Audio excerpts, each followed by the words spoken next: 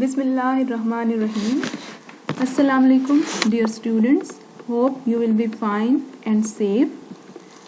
Welcome to ISP online lectures. I am Mabrook Altaf, lecturer, Southern Business School, Institute of Southern Punjab, Multan. The subject I will teach you is macroeconomics, and today is our first lecture of first week. The topic we will start is Introduction to Macroeconomics. So first of all, we will see the points that we will discuss in today's lecture. The first point is we will define macroeconomics, then we will differentiate between macroeconomics and microeconomics, then we will explain the macroeconomic goals, different macroeconomic policies, components of macroeconomics, then circular flow and aggregate demand and aggregate supply, and last but not the least, we will explain the factors that affect aggregate demand and aggregate supply. But due to time constraint, we will discuss these first 4 points in this lecture and the last 4 points in next lecture, and after each lecture there will be an assignment that you have to be done. So let's start from the introduction. अभी जैसे हमने अपने learning outcomes में भी देखा है, this lecture will briefly explain macroeconomics, its importance and also the components of macroeconomics. Along with it will also briefly explain the policies such as fiscal policy and monetary policy and growth policy. इसमें हम different macroeconomic policies को भी पढ़ेंगे. The term macro is derived from Greek word macro which means large. Macro का मतलब है large, तो इसका मतलब macroeconomics में हम large level पे study करते हैं. Large level क्या हो सकता है? Macroeconomics studies the aggregate behavior of the whole economy. तो इसका मतलब कि जब हम किसी पूरी इकोनॉमी को स्टडी कर रहे हों, किसी पूरी नेशन को स्टडी कर रहे हों या किसी इकोनॉमी के एग्रीगेट बिहेवियर को स्टडी कर रहे हों, तो इसका मतलब हम मैक्रो लेवल पर उसको स्टडी कर रहे हैं. We study the gross domestic product, national income, inflation, deflation, unemployment, public finance, trade cycle, international trade and others in macro economics. तो मैक्रो इकोनॉमिक्स में हम कंट्री लेवल पर या एग्रीगेट लेवल पर स्टडी करते हैं, और ये सारे जो हमारे टॉपिक्स हैं इनको हम मैक्रो इकोनॉमिक्स में कवर करेंगे. Next we have difference between micro economics and macro economics.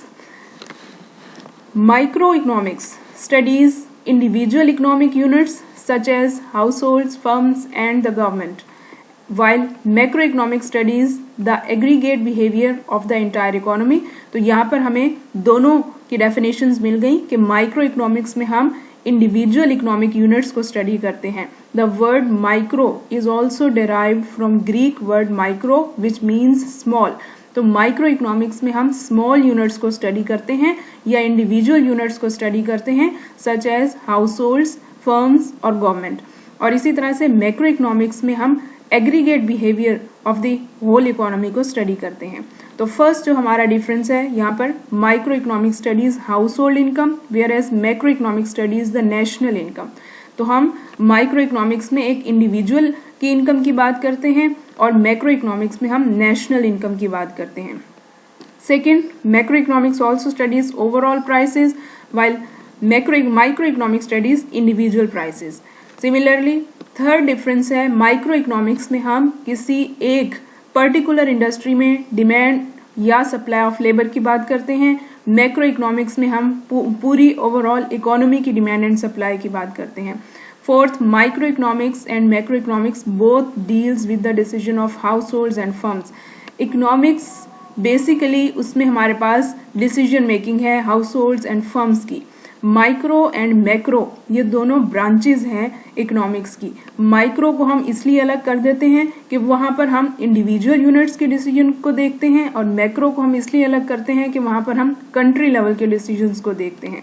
तो मैक्रो में हम एग्रीगेट डिसीजंस की बात करते हैं और माइक्रो में हम इंडिविजुअल डिसीजंस की बात करते हैं.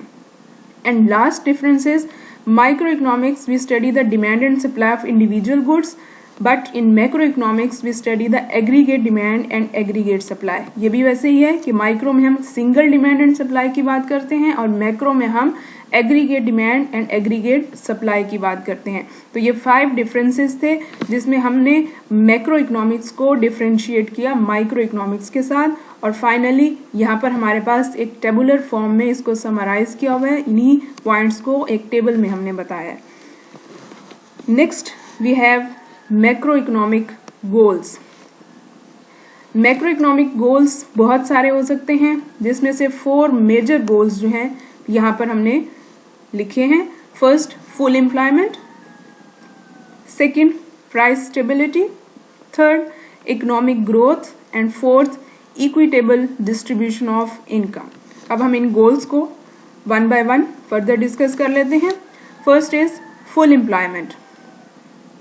One of the macroeconomic goals is to achieving full employment of all variable factors of production that are land, labor, capital and entrepreneurship. In factors of production को हम डिटेल में microeconomics में पढ़ चुके हैं. तो मैक्रो इकोनॉमिक का एक गोल होता है कि वो अपने कंट्री में फुल एम्प्लॉयमेंट को अचीव करे. और फुल एम्प्लॉयमेंट कब अचीव होगी? जब हमारे जितने भी ये वेरिएबल फैक्टर्स ऑफ प्रोडक्शन हैं इनको फुली यूटिलाइज किया जाए, क्योंकि ये जब रिसोर्सेज फुली एम्प्लॉयड होंगे तो इससे हमारी जो इनकम या output of goods and services होगी वो ज्यादा होगी. तो इसका मतलब हमारी कंट्री में एम्प्लॉयमेंट लेवल ज्यादा है. When there is unemployment it means that and available resources are not being used. Unemployment का मतलब कि ये जो हमारे फैक्टर्स ऑफ प्रोडक्शन हैं इनमें से कोई रिसोर्सेज यूज नहीं हो रहे, जिसकी वजह से कंट्री में अनएम्प्लॉयमेंट है. और उसका कॉन्सिक्वेंसेस क्या हो सकता है कि हमारी जो इकोनॉमी है उसमें लॉस हो सकता है, such as economic loss to society and loss of self respect. And last point इसमें है, full employment doesn't mean that 100% of the labour force is employed. Full employment का मतलब है कि किसी कंट्री में रिसोर्सेज जो हमारे ये जो प्रोडक्टिव रिसोर्सेज हैं ये फुली यूटिलाइज्ड होने चाहिए. इसका मतलब ये नहीं है कि अगर ये 100% ही यूटिलाइज है, क्योंकि हर इकोनॉमी में एक सर्टेन पोर्शन अनएम्प्लॉयमेंट का रहता है और वो नेचुरल होता है, क्योंकि there are always some people who are voluntarily unemployed as a result of being unsatisfied with their current job and resigning to find another job. कि हर कंट्री में कुछ लोग ऐसे होते हैं कि जो अपनी करंट जॉब से सेटिस्फाई नहीं होते और वो उससे रिजाइन दे देते हैं. तो जब तक उनको न्यू जॉब नहीं मिल जाती उस टाइम पीरियड तक वो अनएम्प्लॉयड रहते हैं. तो हर कंट्री में अनएम्प्लॉयमेंट का ये पोर्शन जो होता है नेचुरली एग्जिस्ट करता है. तो इसका मतलब हर कंट्री में 100% एम्प्लॉयमेंट नहीं होती. Next we have second goal, price stability. Maintaining price stability और controlling inflation is another macro economic गोल.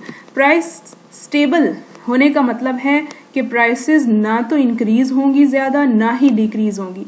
अगर प्राइसेस इंक्रीज हों तो इसका मतलब उस केस में इन्फ्लेशन है, और अगर प्राइसेस डिक्रीज हों तो इस केस में डिफ्लेशन है. तो दोनों में ही प्राइस, अगर इन्फ्लेशन या डिफ्लेशन का प्रॉब्लम हो तो इसका मतलब प्राइसेस स्टेबल नहीं है. तो प्राइसेस को हम स्टेबल कैसे कर सकते हैं? जब हम इन्फ्लेशन को कंट्रोल कर लें. The objective of the nation is to keep its inflation rate as low as possible. हर नेशन का ये ऑब्जेक्टिव है कि वो अपने इन्फ्लेशन रेट को कम से कम रखे. Inflation can also have several consequences. It can lead to income not rising as fast as prices. During inflation, जब prices बढ़ती हैं तो हमारी purchasing power कम हो जाती है, जिसका मतलब है कि हमारी इनकम कम हो रही है. तो इसका मतलब प्राइसेस जिस रेट से रैपिडली इंक्रीज हो रही हैं तो हमारी इनकम उस रेट से इंक्रीज नहीं हो रही. तो अगर इन्फ्लेशन आ जाए तो इससे जो स्पेसिफिक ग्रुप है जैसे पेंशनर्स या फिक्स इनकम ग्रुप, उनको ज्यादा इफेक्ट होता है. It is therefore interest of every nation to keep its inflation rate as low as possible. तो ये सेकंड हमारा मैक्रो इकोनॉमिक गोल है कि हर इकोनॉमी अपना कंट्री में प्राइसेस को स्टेबल रखना चाहती है और इन्फ्लेशन को कम से कम करना चाहती है. Third macro economic goal is to achieve economic growth, which is another macroeconomic goal. The economy must be operating at maximum capacity. Economic growth of nation doesn't move constantly but will experience short term ups and downs. कि economic growth जब हम maximum capacity के साथ कम काम कर रहे हो तो इसका मतलब हम इकोनॉमिक ग्रोथ को अचीव कर रहे हैं। इकोनॉमिक ग्रोथ जो है कभी भी स्मूथ नहीं जाती, उसमें अप्स एंड डाउन्स आते हैं। वो शॉर्ट टर्म भी हो सकते हैं, वो लॉन्ग टर्म भी हो सकते हैं। उसको हम बिजनेस साइकिल कहते हैं। बिजनेस साइकिल के 4 फेजेस हैं, जिसमें पीक है, ट्रफ है, रिसेशन है और रिकवरी है। तो इन 4 फेजेस को भी फर्दर हम पढ़ेंगे। So economic growth is also measured by evaluating the full production output per capita. Economic growth को हम मेजर कर सकते हैं कि अगर ग्रोथ रेट ऑफ आउटपुट या प्रोडक्ट्स जो हम प्रोड्यूस कर रहे हैं, गुड्स एंड सर्विसेज, उनका ग्रोथ रेट ज्यादा हो as compare to growth rate of population, कि पॉपुलेशन कम रेशो से इंक्रीज हो रही हो, प्रोडक्शन ऑफ आउटपुट ज्यादा रेशो से इंक्रीज हो रही हो, तो इसका मतलब उस कंट्री में इकोनॉमिक ग्रोथ है और लोग वहां पर बेटर ऑफ हैं। And last macroeconomic goal is to equitable distribution of income. Disparities in income. Income disparities का मतलब है कि जब इनकम में डिफरेंस हो। डिफरेंस कैसे हो सकता है? बिटवीन हायर इनकम ग्रुप और lower income group. Higher income group जो रिच हैं और lower income group means poor है। तो पुअर और रिच के दरमियान जितना ज्यादा लार्ज गैप होगा इनकम का, तो इसका मतलब इनकम डिस्पैरिटीज उतनी ज्यादा है। तो income disparity will create social friction and bring about many problems. Income disparity को हम 2 तरह से सॉल्व कर सकते हैं। First is taxation and second is expenditure policy. Taxation is one method to achieving an equitable distribution of income. When taxes are imposed, the higher income group pay a higher tax to government.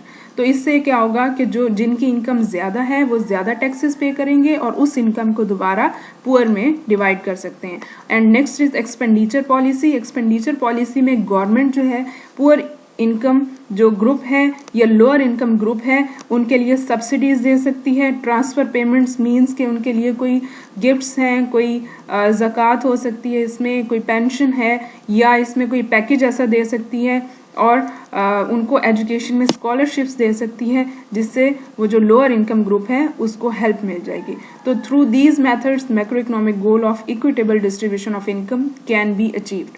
तो ये 4 हमारे macro economic goals थे जो हर economy में common है और हर economy उसको achieve करती है। Next we have government policies. Government manages the economy by implementing 3 kind of policies. उसमें फर्स्ट हमारे पास है fiscal policy, second is monetary policy and third is growth policy. अब हम इनको 1 by 1 फर्दर डिफाइन कर देते हैं। Fiscal policy. Fiscal policy is a policy in which government regulates its expenditure by collecting taxes. अब इस डेफिनेशन में देखें हमारे पास 3 पॉइंट्स हैं। First is government, second is expenditure and third is taxes. तो सबसे पहले फिस्कल पॉलिसी गवर्नमेंट की पॉलिसी है। The word fiscal is derived from the word fisc. Fisc means treasury, तो इसका मतलब ट्रेयर रिलेट्स टू गवर्नमेंट। तो फिस्कल पॉलिसी को गवर्नमेंट की पॉलिसी भी कहते हैं और इस पॉलिसी में गवर्नमेंट अपना एक्सपेंडिचर मैनेज करती है बाय कलेक्टिंग टैक्सेस, कि उस कंट्री में जो उसके लोग हैं वहाँ से टैक्सेस लेके अपना वो एक्सपेंडिचर पूरा करेगी। टैक्सेस जो होते हैं गवर्नमेंट का रेवेन्यू या उसकी इनकम होती है। तो फिस्कल पॉलिसी के आगे ब्रैकेट में जी लिखा हुआ है। जी स्टैंड्स फॉर गवर्नमेंट और उसके आगे एरो में expenditure, E stands for expenditure and T stands for taxes. तो यहाँ पर इसको मैंने समराइज भी कर दिया है कि फिस्कल पॉलिसी में हम गवर्नमेंट की पॉलिसी को देख रहे होते हैं जहाँ पर गवर्नमेंट अपने एक्सपेंडिचर को मैनेज करती है बाय कलेक्टिंग टैक्सेस। नीचे एक हमें छोटी सी डायग्राम दी हुई है, उसमें भी देखें गवर्नमेंट एक साइड पे है और आगे वो एक्सपेंडिचर और टैक्सेस के थ्रू इसको मैनेज कर रही है। The purpose of the fiscal policy is to stabilize the economy. There are 2 types of fiscal policy. किसी भी पॉलिसी का जो मेन ऑब्जेक्टिव या पर्पस होता है कि वो इकोनॉमी को स्टेबल करे। बेसिकली ये जो पॉलिसीज हम पढ़ रहे हैं, पॉलिसी क्या होती है? पॉलिसी इज अ प्रपोजल कि किसी भी प्रॉब्लम का सोल्यूशन हो सकता है, उसका एक प्रपोजल हो सकता है, कि वो एक पॉइंट्स हो सकते हैं कि जिनको हम अप्लाई करके उस प्रॉब्लम को सॉल्व कर सकते हैं। जैसे हमारी इकोनॉमी को बहुत सारी डिजीजेस लगती हैं, लाइक इन्फ्लेशन है, अनएम्प्लॉयमेंट है, पॉपुलेशन ग्रोथ है और बहुत सारी प्रॉब्लम्स हैं। तो इन प्रॉब्लम्स को सॉल्व करने के लिए हम ये पॉलिसीज़ यूज़ करते हैं, जिसमें से ये 3 पॉलिसीज़ जो हैं हम पढ़ रहे हैं। 2 इनकी मेन होती हैं, monetary policy and fiscal policy. तो अब हम फर्दर फिस्कल पॉलिसी की टाइप्स देखते हैं। First is contractionary fiscal policy and second is expansionary fiscal policy. Contractionary fiscal policy is also called tight fiscal policy. The government use this policy to bring the economy out of inflation by increasing taxes and decreasing government expenditure. अब यहाँ पर देखें कि government जब taxes को increase कर दे और अपना एक्सपेंडिचर कम कर दे, अभी हमने जो फिस्कल पॉलिसी को यहाँ पर डिफाइन किया है, तो उसके आगे ये जो ब्रैकेट में हमने 2 पॉइंट्स लिखे थे, इन पॉइंट्स से हमें हेल्प मिल गई कि अब हम फर्दर इसकी जब टाइप्स बताएंगे तो इन पॉइंट्स में से एक चीज़ जब इंक्रीज हो, दूसरी डिक्रीज हो, तो उसके अकॉर्डिंग हम उस टाइप को बता देंगे। तो जैसे कॉन्ट्रैक्शनरी में गवर्नमेंट टैक्सेस को इंक्रीज कर देती है, अपना एक्सपेंडिचर कम कर देती है, और in case of inflation contractionary fiscal policy को हम यूज करते हैं ताकि इन्फ्लेशन को हम कंट्रोल कर सकें। Similarly expansionary fiscal policy, expansionary fiscal policy is also called easy fiscal policy. Easy fiscal policy में गवर्नमेंट टैक्सेस को कम कर देती है और अपना एक्सपेंडिचर बढ़ा देती है, कि जब भी कंट्री में अनएम्प्लॉयमेंट या रिसेशन, ये आगे हम फर्दर बिजनेस साइकिल में ये सारे इसकी जो अप्स एंड डाउन्स हैं वो पढ़ेंगे, तो उसमें से रिसेशन का मतलब कि जब हमारी इकोनॉमी डाउन टर्न्स में जा रही होती है तो वहाँ अनएम्प्लॉयमेंट ज़्यादा होती है। तो इन केस ऑफ अनएम्प्लॉयमेंट का प्रॉब्लम सॉल्व करने के लिए government expansionary fiscal policy use करती है, जिसमें गवर्नमेंट टैक्स कट कर देती है और अपना एक्सपेंडिचर बढ़ा देती है। तो इस तरह से वो अनएम्प्लॉयमेंट का प्रॉब्लम सॉल्व कर सकती है। Next we have monetary policy. अब जैसे फिस्कल पॉलिसी को हमने डिफाइन किया, इसी तरह से मॉनेटरी पॉलिसी क्या होगी? Monetary policy is a policy in which central bank controls money supply through rate of interest. अब यहाँ पर इस डेफिनेशन में भी हमारे पास 3 पॉइंट्स हैं। First is central bank, second money supply and third rate of interest. अब मॉनेटरी पॉलिसी इसके नेम से है, मनी से रिलेट कर रही है, तो मनी से हमारे पास बैंक रिलेट करता है, तो इसलिए मॉनेटरी पॉलिसी को हम बैंक रेट पॉलिसी भी कहते हैं या सेंट्रल बैंक की पॉलिसी भी कहते हैं। तो सेंट्रल बैंक इसमें मनी सप्लाई को कंट्रोल करता है बाय रेट ऑफ इंटरेस्ट के थ्रू। तो मॉनेटरी पॉलिसी के आगे देखें ब्रैकेट में CB stands for central bank, और सेंट्रल बैंक क्या कर रहा है? मनी सप्लाई को कंट्रोल कर रहा है। M stands for money supply और R stands for rate of interest, through rate of interest.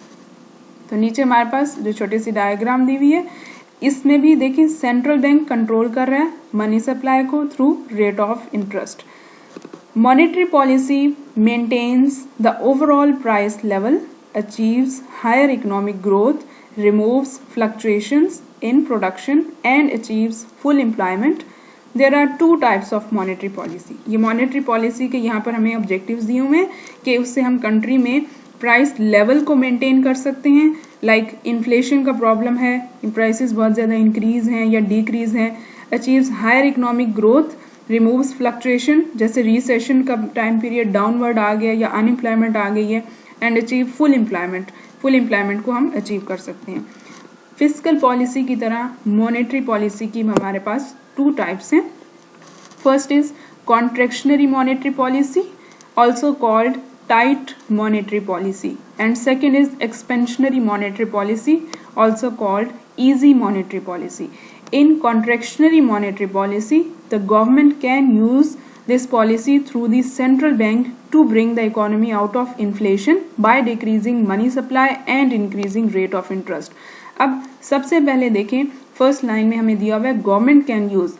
Fiscal policy government की पॉलिसी है और मॉनेटरी पॉलिसी सेंट्रल बैंक की पॉलिसी है, लेकिन दोनों पॉलिसीज को गवर्नमेंट रेगुलेट करती है। फिस्कल में गवर्नमेंट डायरेक्ट उसको मैनेज कर रही होती है और मॉनेटरी पॉलिसी में गवर्नमेंट सेंट्रल बैंक के थ्रू उसको मैनेज कर रही होती है। तो यहाँ पर भी government use this policy through central bank to bring the economy out of inflation.